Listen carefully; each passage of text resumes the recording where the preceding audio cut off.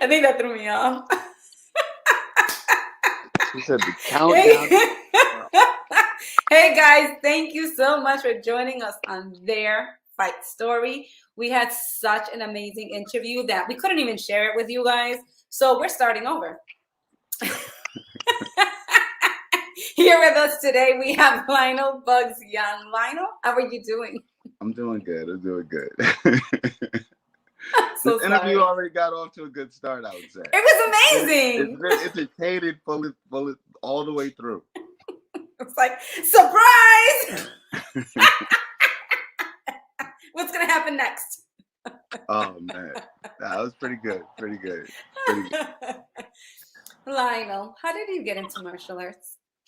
So, I was just like a bad kid, and like I come from like a real street background. Like I was real big into gangs when I was younger, and like real big into streets. So I kept getting locked up, and as I went to jail, I would always be fighting, and like you're kind of fighting in a cage when you're fighting in a cell. So it kind of gave me the same type of thought process when I got out. So when I got out, I told my family, I was like, yeah, I'm gonna do something different. And I was like, yeah, I want to fight. I want to fight like in the cage. And they was like, you want to what? And at first they was like, you don't want to box? You don't want to do anything else? And I'm like, nah, I want to fight in the cage. And they're like, all right, bro, go ahead, do it. So at the time I was like 245 pounds. I was living in Fall River. And I just found this karate school that like did karate and like straight jiu-jitsu, not Brazilian jiu-jitsu. And they took me in and they taught me for about, I would say like a year and a half. And I would go on YouTube, I would watch UFC fights, and yeah, that's how I kind of got into it. And when you started, where exactly were you expecting to go with it? I had wild expectations. So at the time, Anderson Silva was like the shit. And I recall like I went to like my first like MMA event and I met Doomsday. Right, and Doomsday's standing there, and I didn't know who the fuck Doomsday was at the time because like I just got involved in the sport. So like I'm standing next to him, and me and him talking. And I'm like, yeah, man, I'm gonna go do that shit. He's like, yeah. I'm like, yeah, I'm gonna go do that shit. I'm gonna fuck people up in the cage. And Doomsday's like, word. He's like, yeah, go do that shit. And I'm like, yeah, I'm gonna fight Anderson Silva. He's like, whoa. He said, Anderson Silva though? At the time, I didn't know who he was, you know what I mean? So as I sit down in my seat, they like the people in the cage call Doomsday up. They're like, hey, Doomsday, come in here, man. He's fighting next weekend on whatever card for the UFC. And he gets up and goes up there and he comes back down. And he's like, yeah, man, be humble. That was like the first time I met Doomsday. Like that shit was hilarious. I was like, and he talks about it like if you ever ask him, he'll tell you like, yeah, this nigga Lionel was wild. And the first time I met him, he said he was gonna fight Anderson Silva. But yeah, I had big expectations. I don't know. Like MMA is a weird sport because like if you get into it for the money and not for the love, I think you fizzle out. Because I see a lot of people that like, I know a lot of good fighters that like really like if they would have took 1-2 more fights, they would probably be where they wanted to be, and they just like literally quit. So I don't know. It's you gotta love it. Like me, I fell in love with it. So it's like if I don't go like if I miss 2 days in a row of training, man, my body feels weird. My body feels different. My vibes feel different. My attitude's higher. You know, I'm crankier. So it's like if it has to be something that's in you that it you feel like it changes you for like the better. You know what I mean? Well, it does change you, and that's another question that I had is how has it changed your life? Like, how different would your life be Wow. if you weren't training martial arts? So I'll put it to you like this: my life used to be like like a Porsche or a Lamborghini going fast. Now it's like a nice Honda Civic. It could take you where you need to go. And it's always reliable. You know, so I would say I appreciate it because it like showed me like what really values in life. Whereas in me per se and what I want and the things that I think of is kind of like where my journey should go. Like success should be valued in what I see successful as. shouldn't be valued. You know what I mean? Like that's the Mhm. same way with martial arts. Like your martial arts and how good you get is dependent on how you see it and how you adapt to it and make it your own. You know, so I would say it changed me in like philosophy, mind wise, how I deal with people, how I Mhm. react to people, like what I could take, what I cannot take. You know, it let me know my limits to a lot of stuff. Where did you get your name, Boogz? Lauren Hill. The song, Lauren. the album Miseducation of Lauren Hill came out. And Mhm. I literally got into a fight probably every day on the school bus listening to it. And and like each time I would be in the principal's office, I'll be just like humming doo wop. Like that thing. Like I don't know why I'd be just humming it and just like I was always just I don't know. Just like Lauren Hill. I liked her singing. And when I was younger, they would always call me L Boogie. Mhm. So could take the L off, take the IG, add a Z. You know. You spiced it up a little. Yeah, plus back then everybody had like a Riz, Jizz. You know, everybody had like a weird little nickname that had a Z in it. I don't know what that was about. It was like something big in like late 90s, early 2000s. Now, what was your walkout song when you came out on the 27th?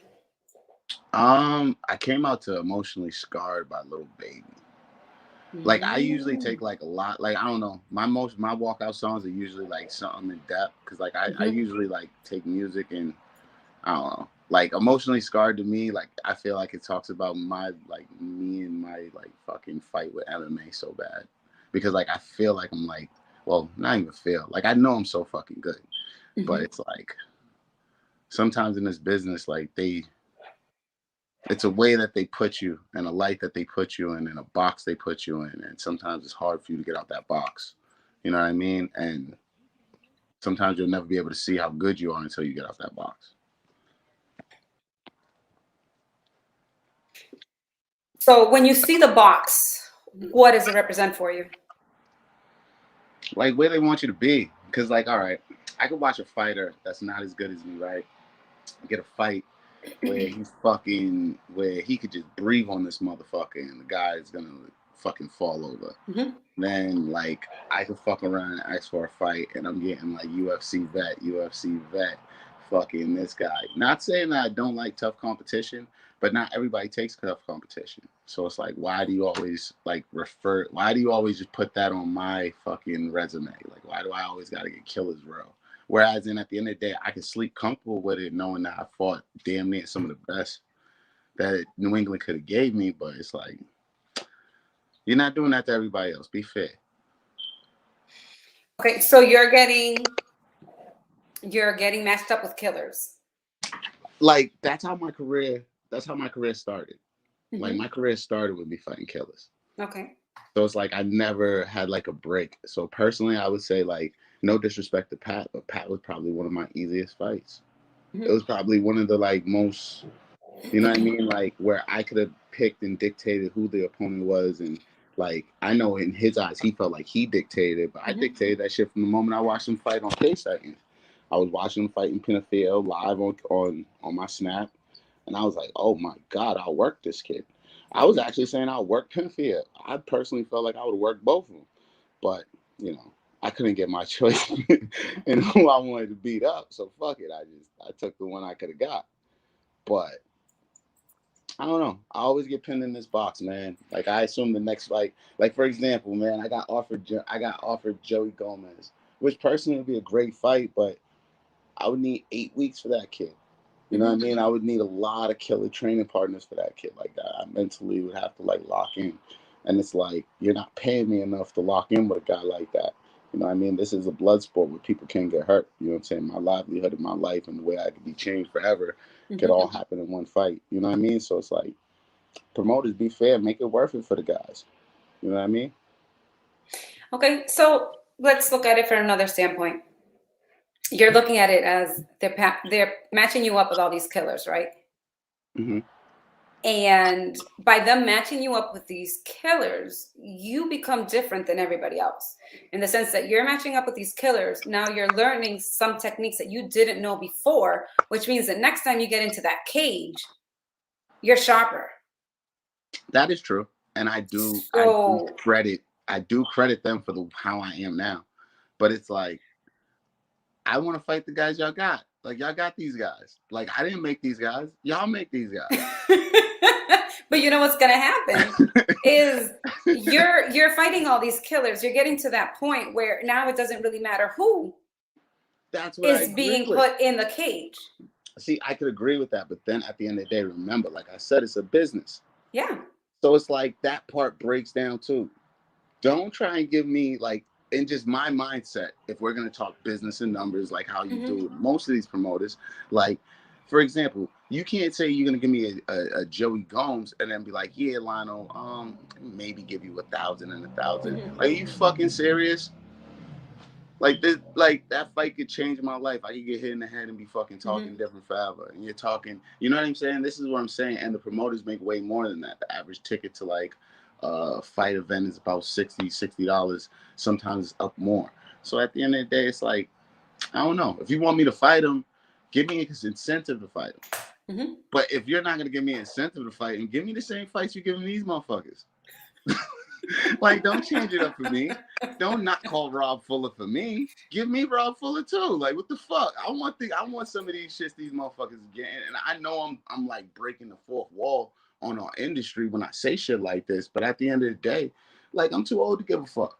And at the end of the day, I've been doing this too long to give a fuck. So if I put my record on there and I'm fighting people and I'm fighting killers, like I deserve the right to speak my choice and how I'm saying like how I feel like it's a bias.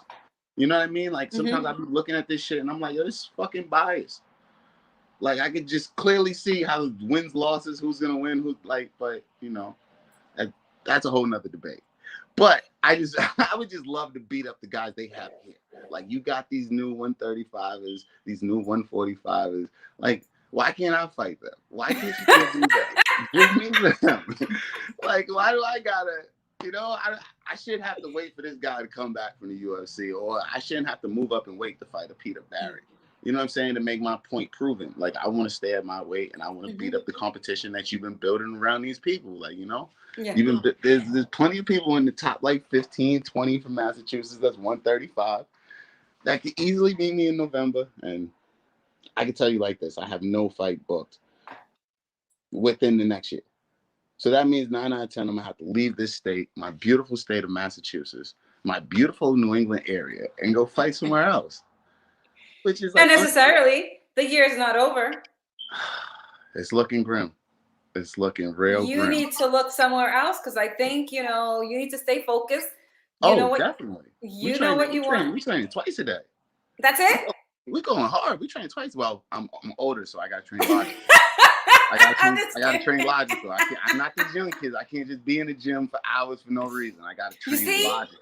How are you supposed to be a killer if you're not training 3-4 times a day? It's about how you train. Oh, okay. Think about that. It's like I know people that train a whole bunch of days and they're trash, still trash. But what are they training? Move all they want, do all this movement. It's about how you train. Like I learned that through all the years. Like I remember I used to train like 3-4 times a day, and like I'd just get beat up. At the end of the day, I'd be so tired, so beat up, so just exhausted that I just sometimes you can't even get the motions out that you want, the movements. You can't even, I don't know, it's just a different world when you're in there and like you're in that jungle. Like, for example, like you put it in boxing wise, right? Yeah. If an MMA fighter goes into like a boxing gym and tries to train boxing, your whole thought process changes because now that punch that was like right here has to be right here.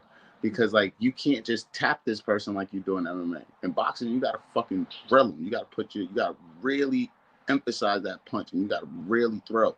So it's, I don't know. The worlds are different.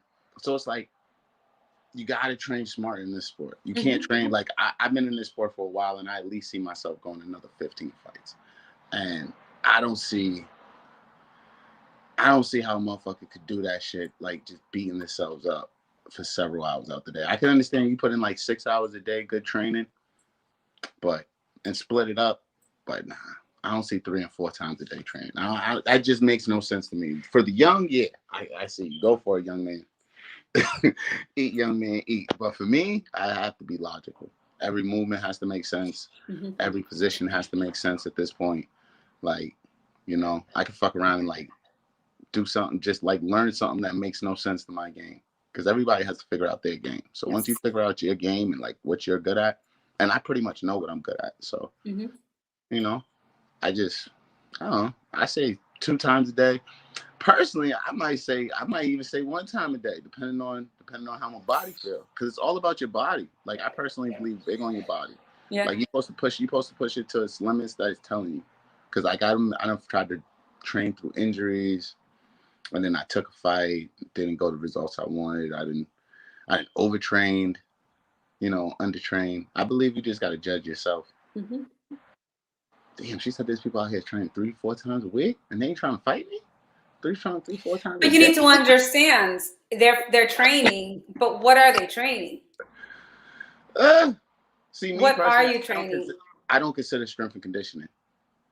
So if you're you don't consider that. No, I don't consider that like in your training day. So if you're like hitting the bag one time, like hitting the bag for half your session or half a session, and then, you know what I'm saying, doing drills, and then the other session is like physical work, whether it be sparring, pad work, whatever.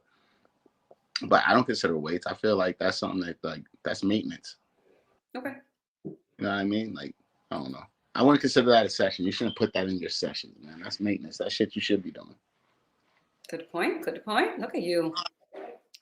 You gotta remember, I've been getting beat up by these guys for a while, man. So now, how did you feel your last fight went on August 27th? Oh, you mean the 28th? Was it the 28th? Mm-hmm. I had so many fights that weekend. I can't keep track. I seen you with the kids' kumite the next day too. So yeah. I felt it went great with Pat. There's other things I wish I would have like focused on more. I felt like I went too far with the kicks, hurt myself. But besides that, I felt like a lot of other things, like everything else went right. I didn't take no hits. I wanted to not take hits. I wanted to like give punishment and not get punishment. So it kind of went the way I wanted. How were you able to focus that particular night? Because I know the very first fight was your nephew fighting. Baby, get it. So how did you, like, were you just focused on him while he was fighting, and then you were able to focus on you throughout the night, or? Well, I would say I was more. Well, I went into it with a team mindset. Like, I really went into it with the whole mindset that like I wanted my team 4-0. You know, and I pride myself on my guys. Like, I know, like, if you talk to any of them, like, I pride myself on my guys. Like, I really want them to do good. I really want to see them all succeed and do better than me by leaps and fucking bounds. So, like, when it comes to them, I really try to take an extra emphasis, extra care, extra push, extra hour, extra minute, whatever they need. So, like, when Stevie went out, I wanted to give him, like, that extra voice, you know what I mean? I know he's comfortable with hearing me. I know me and him, like, we spar all the time. I give him little pointers. So I at least wanted to make sure I was, like, cage side so he could, like, really hear me and get, like, a comfortable voice. Because I know how my team is, and I know he was being coached by, good God. This is why you shouldn't get punched. He was getting coached by Stefanos, Eric, and damn, I'm so bad with names right now. But we was doing good coaching, but I just wanted to give him a familiar voice in me. You know what I mean? So I made sure I got K's side, made sure I listened to him. With Trevor's fight, I kind of knew Trevor had it, and they wouldn't let me out for Trevor's, but I made sure I gave Trevor like very positive words of like how I know he's gonna win. Scott, I tried to do the same with him. Scott, you know, I felt the jitters coming out of him, so I tried to get my teammate into the game, but I was down there for him, and I don't know, I pride myself on my guys. Like, Jadafa's going up. I'm gonna go up with Jadafa. We're gonna get that fucking W. You know, he's gonna be the next big thing, and that's how I be feeling about my team, man. You gotta support your team, man. We in it together. And how do you get your mindset back to your fight? I don't have to take it off. It's already there. It's just locked in. Like, it's crazy. Like, if I just explain to you, sometimes I just sit on my bed and I just daze out because I think of like the things I want to do to like some of these people that fight. I really like I really want to hurt some of these New England fighters. Like, not in a bad way, not in a malicious way, but like, I don't fucking like some of y'all. Like, I really don't like some of y'all. I really don't like some of your tactics. I don't like some of y'all as people. I personally don't feel like some of y'all are fighters, and y'all pad this shit to make it look like you're tough. And I personally think a lot of y'all are bitch. And that's just how I feel. Now, I ain't never put no malice towards none of y'all. I smile at all y'all. I tell everybody what up. But you want to know something? If you want to know, inbox me. I'll tell you personally how I feel, bro. You know what I'm saying? Like,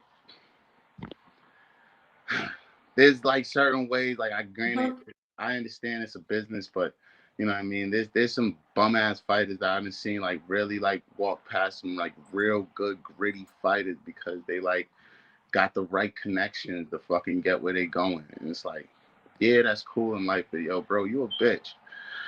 It's just, it's just, I just gotta play like you a bitch, bro. I don't give a fuck how you made it there. I don't give a fuck where you made it. Like, you come out the UFC or we see you in mass, like we catch you in the gym, you still lose. Like, I don't know. Sometimes this business just hurts me. It hurts my heart because I put so much into it. But it's like, that's why I want my guys to do so much better. And I try to guide them in a different way and not taking certain fights, not, you know what I'm saying, not doing certain shit that like I got pushed into it by like bad management. You know what I mean? So I'm sorry. I branch just. You're good. No, we're gonna be good. We're gonna be going to all this, so you're good. What is your main style of fighting, or which do you like the most? I personally like boxing, but I don't know. I don't see myself as like a great boxer, but I like boxing. I would say I can mix it up very well. Hands to feet, wrestling, but I would say boxing. Now, you just explained earlier the difference between boxing in a ring and boxing in MMA. When you box in MMA, because you know we're using all the different styles of martial arts, are you boxing as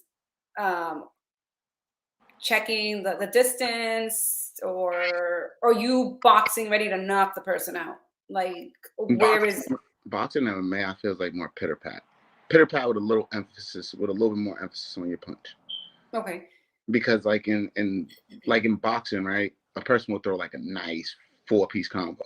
In MMA, you throw one of those and they're gonna shoot for a takedown. Okay. But okay, so whenever I'm watching MMA and that happens, right, I always see like they're throwing their combos and then I see that they stop. And it's just like, why'd you stop? Like, that's because of like, all right, so like when you're fighting, like, all right, so like if me and you are standing here and we're getting ready to spar, right? Just don't hit the face. We're good. Not saying I'm hitting, not saying I'm gonna hit you, you know what I mean? I'm just saying. Like I faint or I do something, your body's gonna react. Yeah. So after somebody throws a 1-2, we're usually taught to block. Like, you can't just throw 4 punches and then expect nobody to do nothing, right? So it's usually you throw like 1, 2, or 3, and then you block, keep going with your combo. So most likely what you see is a guy throws a 1-2 expecting the guy to react, and the guy doesn't react, and then that's where you kind of get what I'm saying. I do, but I feel like, okay, and I don't fight, you know, so I'm not gonna. Never, I can't. not one. No, I mean, I'll spar a little and do takedowns and stuff like that, but being in a thing, no. I always said I would do a smoker before I hit 40, and that's done and over with, so it ain't happening. But I always see them, and I always see them like doing the 1-2, right, or something, and then they stop and back up. But my thing is, if you're being the aggressor and you're pushing the person, and you know this person's scared of you, why don't you follow it up with 1, 2, 3, 4, 1, 2, uppercut, 1, 2, or you know what I mean? You're gonna be prepared that they might shoot, so then you sprawl, or you just slip out of the way. Because it's weird, because like, all right, so like in MMA, so like in boxing, middle ground is more, how would I put it? So in boxing, middle ground is easier to be fucking taken. In MMA, middle ground is harder. because now I got legs, I got kicks, I got knees, I got punches, I got elbows, takedowns. So it's like that middle ground is kind of taken away. So when you get somebody and like you throw a 1-2 and you hesitate, you're thinking about every list, that whole checklist that he could do. Because if you run in, knee, elbow, there's so many strikes I could just name off that somebody could do, regardless whether you hit him with a 1-2 or not. Like that 1-2 is after it's thrown. You know what I mean? Like yesterday's home runs, they can't win today's games. Yeah. So if you didn't knock him out with the 1-2, you know what I mean? He's going to react back to you. So that's what you're instantly learning. Like, all right, I hit him. What is he going to do? Which is a bad thing. Great fighters usually don't listen to that because they can see the kill signs, like when they could kill him, like, you know, the guy's going down. But at our level and a little bit above like top tier UFC, I would say you would see that happening because you would still see that in the UFC, just like you would see it in Cage Titans. You know what I mean? Until you get to like fucking Max Holloway and shit like that, then you might not see it so much. But even they, you know, greats make mistakes. Yeah. I don't know. I've always wondered because it's like sometimes it's clear to us because we're not there. We're outside seeing in. But sometimes I wonder, it's like, okay, you just, you know, see, like, but you also got to edge in the factor that this is actually real violence, where you're looking at it and you're looking at like, oh, you throw 1-2. Every punch that this person throws hurts. Doesn't matter how soft or how slow you perceive it to this other person's body, it all registers the same volume of violence. Like, he's hitting me, he's hitting me, he's hitting me, he's hitting me. You know what I mean? Yeah. So once we're fighting, like anything I do, there's certain things you're gonna respect. So it's like after he did the 1-2, if he was in like knee range and this guy throws good knees, he's gonna be a very cautious person to like kind of rush in there. If he throws elbows, he's gonna be cautious to run in there. If he's a wrestler, he's gonna be cautious to run in there with a 1-2 because that's a great time to get a takedown. You know what I mean? Or at least a body lock or a tie up. You know, that changes everything. Or if the person's good at like tie-ups and he's great at cage work, you know what I mean? Now you got a person that's wrestling with you on the cage. So MMA's a fucking...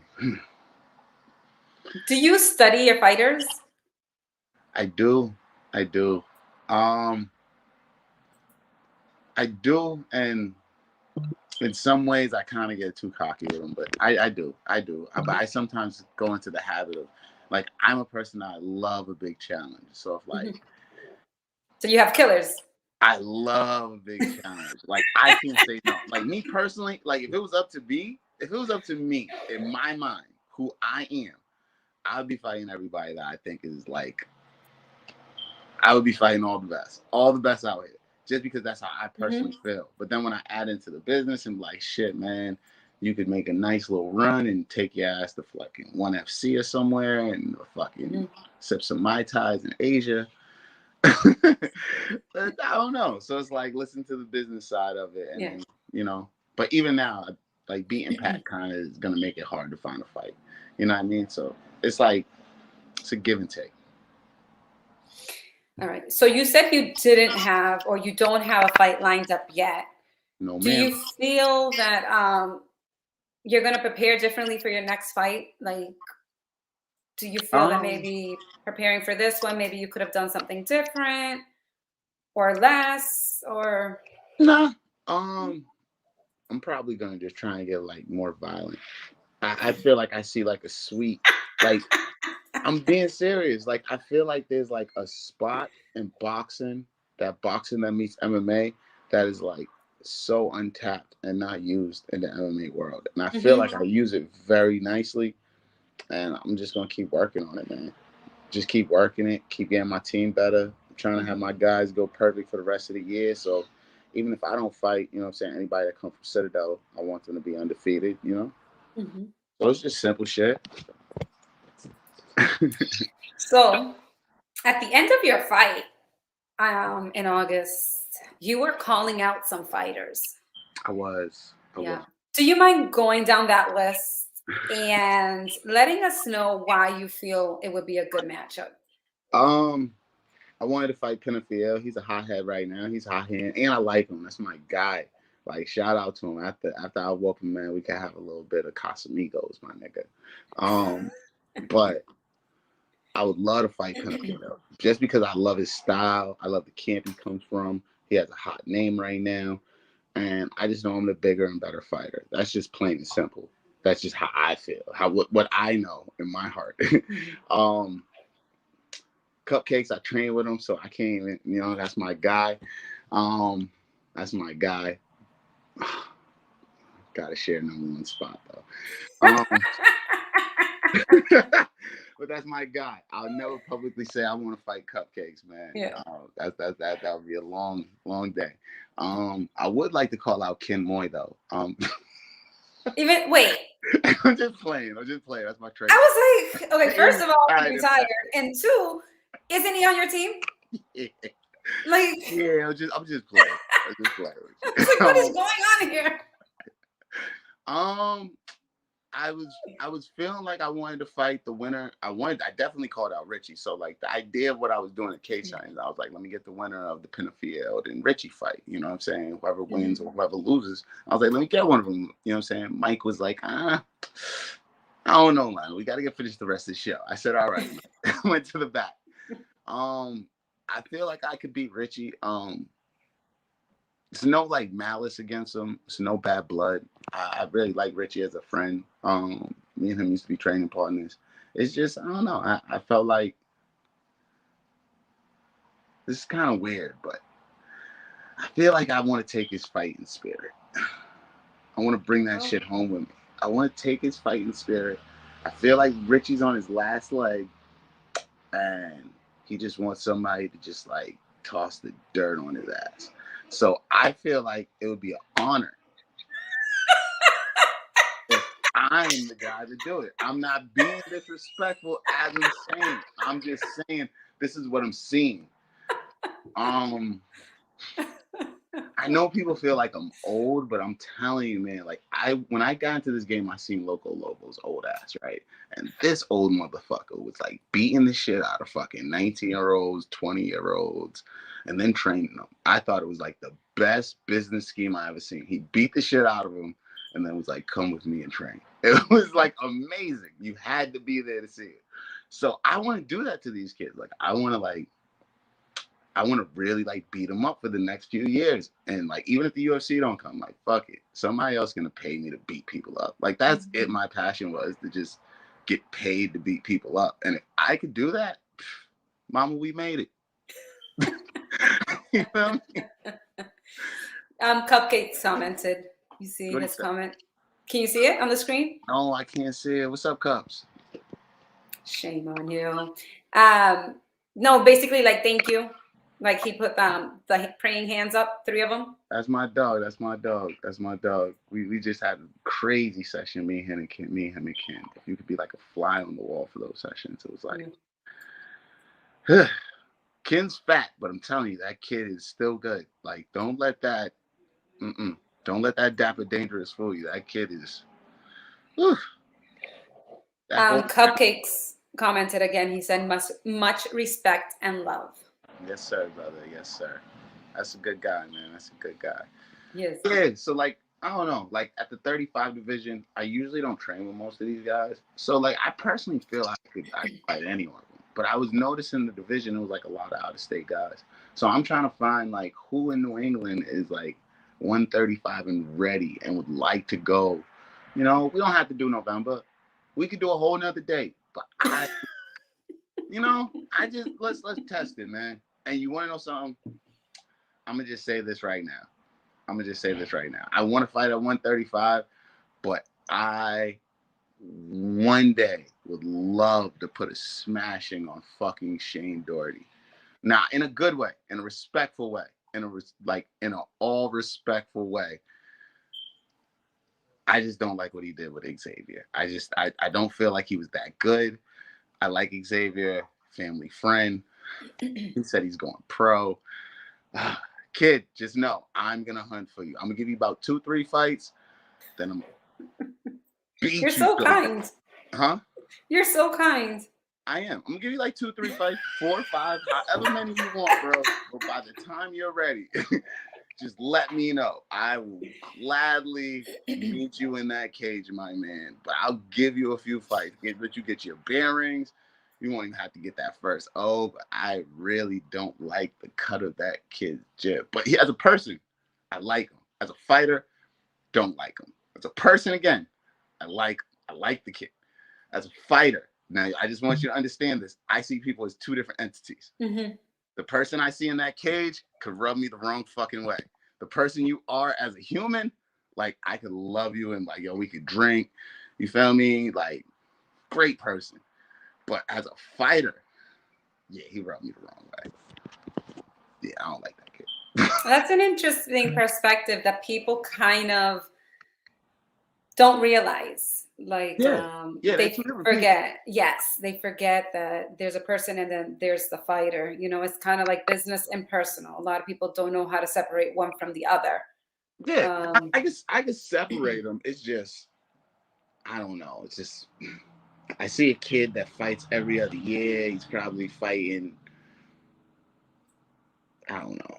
I like Xavier. Xavier's a good guy, but I don't know. Xavier's not ready to go pro. Like, that kid is kind of ready to go pro, but it's like, I want the motherfucker to be tested. And I would love to test him. I would love to test. Like, personally, I want to test the whole New England. Fuck it. I want to test it. Are you going to be going up and down in weight, just testing everybody? Certain people, yeah.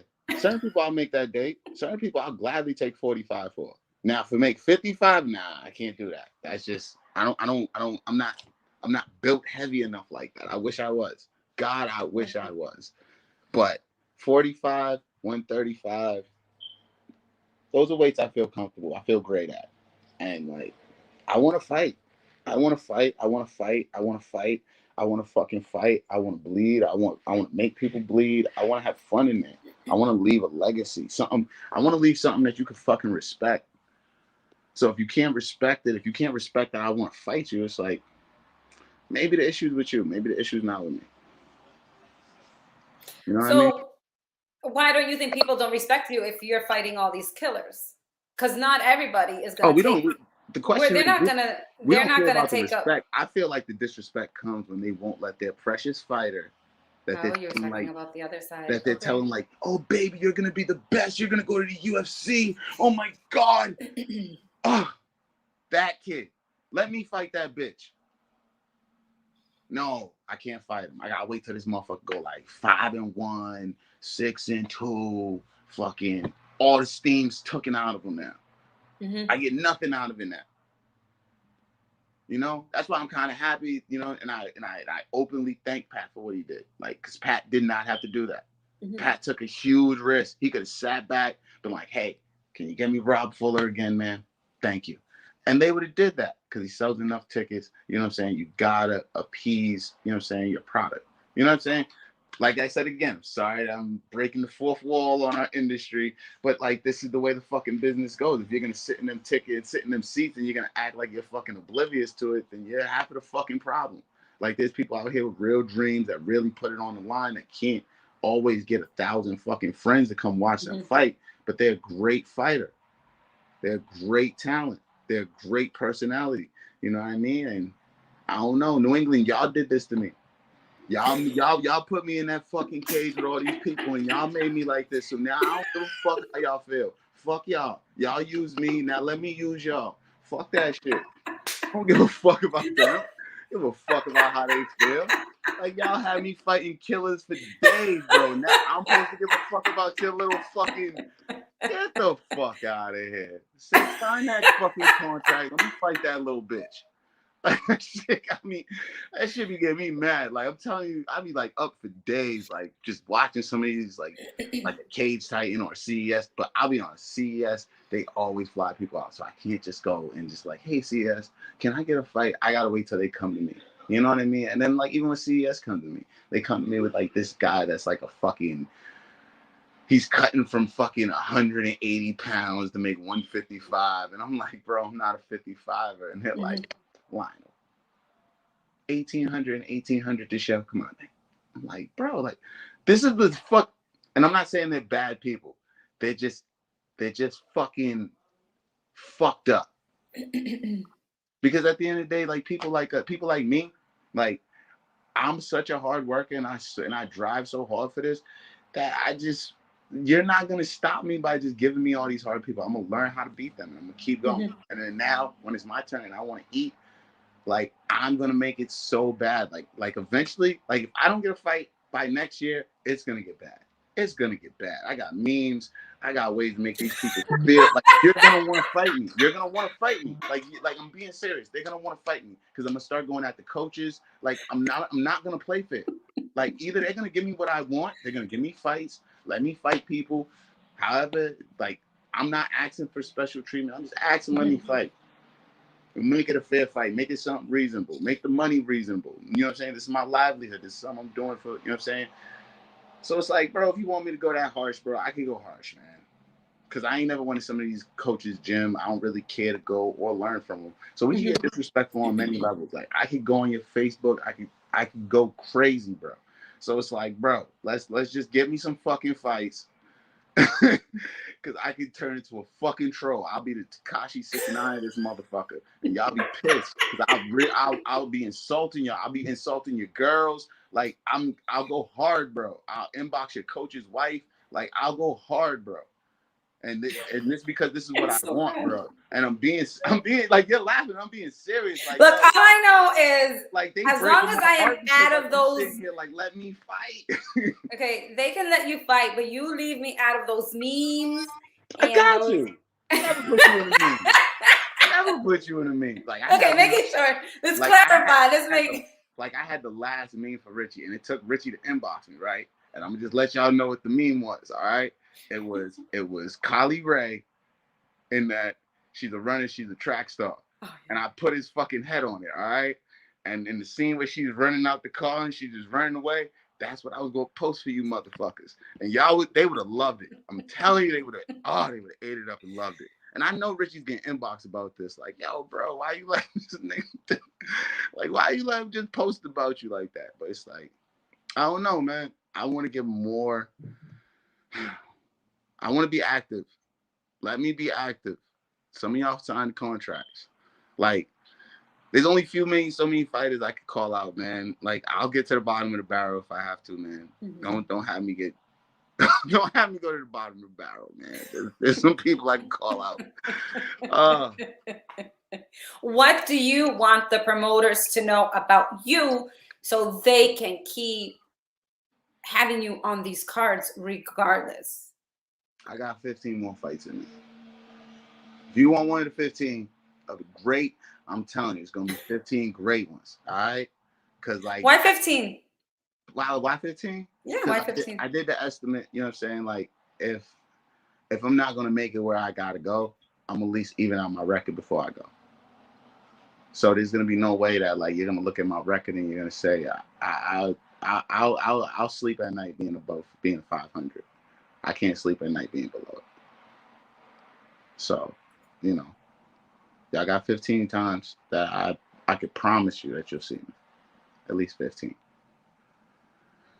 But, you know, we got to get 15 victims. So it's like 15 MMA fighters at 135, you know. See, I like Aaron, but, you know, I like Aaron. Aaron's my guy. I like Aaron. You know what I mean? I be thinking about like 135. I be really in my head thinking about them, but it's like the ones I trained with and I like, I'm like, damn, I'm not going to do that to your career. Yeah. You feel me? Like, I don't even want no parts like that of your career because I feel like there's too many people out here for us to fight for motherfuckers to do that. Especially like if you had a bond in the gym with a motherfucker and like me and you was sweating, getting ready for a fight. Like, I should never, you know what I'm saying, have a part of your career in that side. You know what I mean? Like, that'd be the reason why we want to fight Peter at the end of the day. Because I'm like, you fucking sucker. Like, we was teammates, bro, and you... I don't know. See, that's why in interviews I'm very bad because I say real shit. I don't say like scripted shit or shit to go to the UFC. I'm gonna say some real shit. Like, that's why I be holding like, I would really like to run that back with him. But I know I can't do 155, man. That's too heavy for me.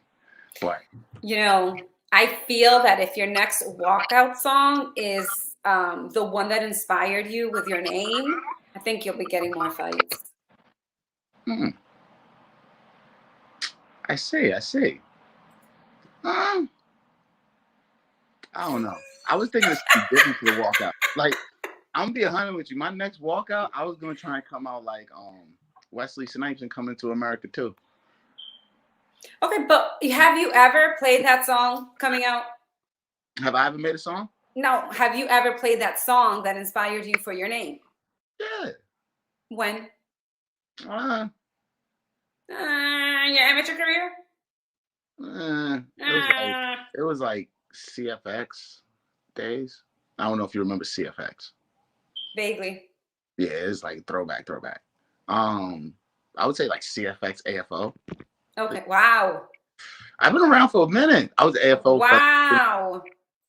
You go back way. I was an AFO. Way back. Yeah, I did.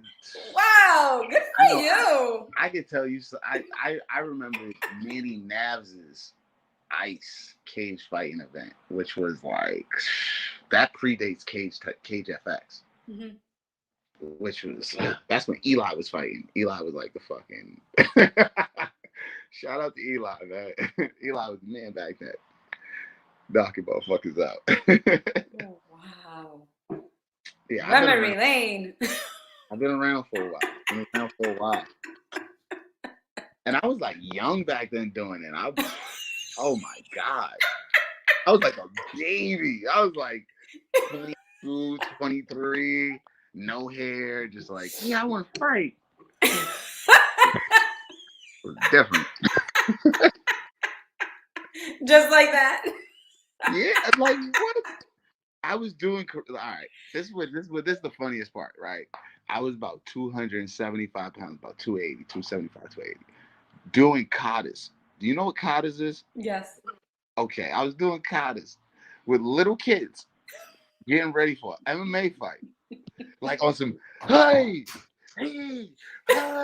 like all that getting ready for MMA fight at like 265. Then when I got down in weight, I used to come out to like the karate gi.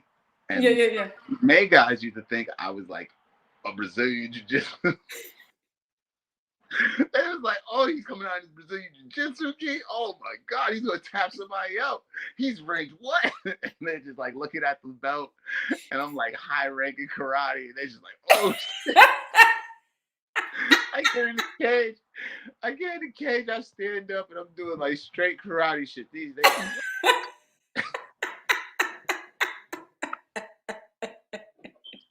All right, we need those videos.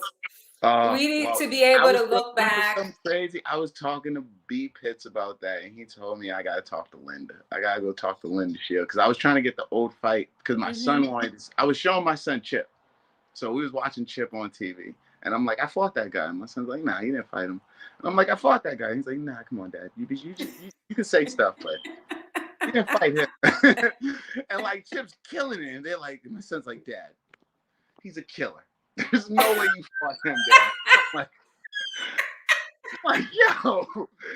So I'm trying to go look up things. I finally find it. I find like just the article they're talking about the fight. And my son's like, same name. Can't see no pictures, Dad. He needs the proof. Oh, I was so mad. I was like, oh man. I was like, kid, I was crippled for a week because of that guy.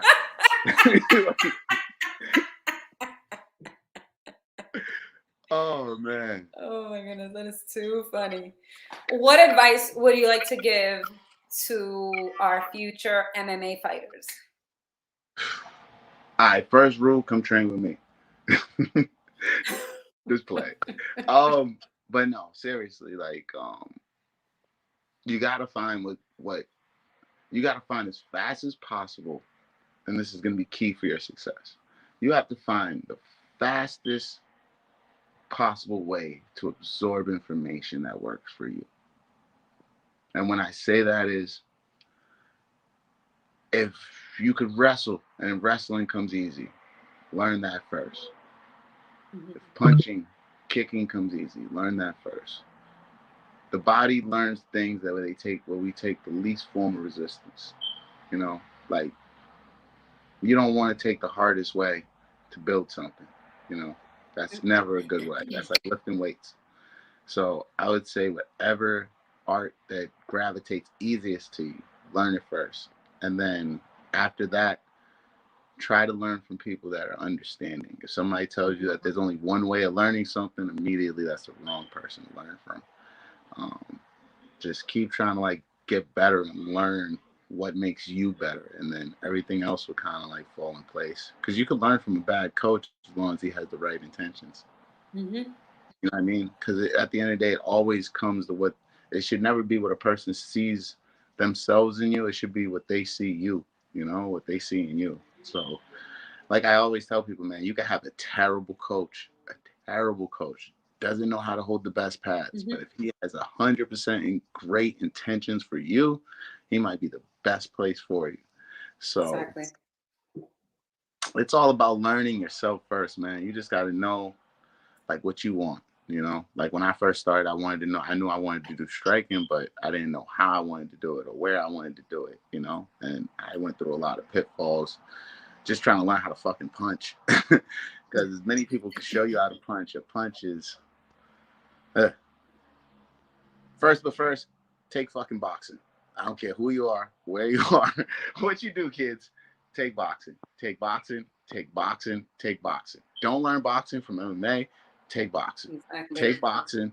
Take boxing. If you want to be successful as a fighter, take fucking boxing. Because even if you don't know how to wrestle, if you can hit them, you always have a puncher's chance. Take fucking boxing. That would be my biggest advice to kids in the future. Take boxing. So should they take boxing? Not enough boxers in MMA. If you look at it, Jake Paul's beating up all the goats, man. There's not enough boxing in MMA. We need more boxing in MMA. There's too much everything else. Yeah. Like if you think about it, like most people can't do shit with their hands. It's kind of terrible. Awesome. Thank you so much for your time. I really appreciate it. I had a great show with you. This was very fun. And I don't know, I might not be interview ready for a while, I would say. But you got to tell me how this one goes, because this is like my first one. You got to let me know if it's amazing. What are you talking about? I do these in the future, man. You know? I know Mike ain't going to let me do Cage Titans and shit. I'm telling you, if he lets me commentate, I would be like Snoop Dogg. It would be so fucking good. So fucking good. But we got to talk to him. We got to talk to him about that. See. Plus, he doesn't want to put me on payroll. I don't know. I come at a cheap price. I got good jokes, honest commentary. I think I'm making my plea. Mike, if you need another commentator, I believe I made a good enough case today. I could edit out most of the swears, but I heard in Cage Titans I could swear after 8 o'clock. So, Mike, let me know, man. Let me know. I'm looking for an extra job. You know, I can't fight forever. You know what I mean? Call a bear. Have your people call my people, okay? Awesome. Have a great day. You too, Egg. Thank you, sweetheart.